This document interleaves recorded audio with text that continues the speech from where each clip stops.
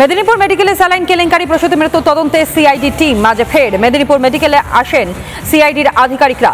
অধ্যক্ষ মৌসুমী নন্দীর ঘরে জিজ্ঞাসাবাদের জন্য যান তারা।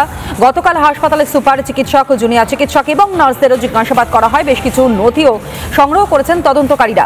রাজ্য বিজেপি সভাপতি সুকান্ত মজুমদারের বক্তব্য, এই স্যালাইন কাণ্ড নিয়ে তিনি কি বলেছেন শুনুন। মানুষের জীবনের দাম নেই, সেই জন্য মমতা বন্দ্যোপাধ্যায় জানেন যে উনি লক্ষ্মীর ভাণ্ডার দেবেন আর জনগণের পয়সা জনগণ ওনাকে ভোট দেবে, জনগণেরই পয়সা জনগণকে দেবেন আর ভোটটা কিনে নেবেন মানুষকে বোকা বানিয়ে।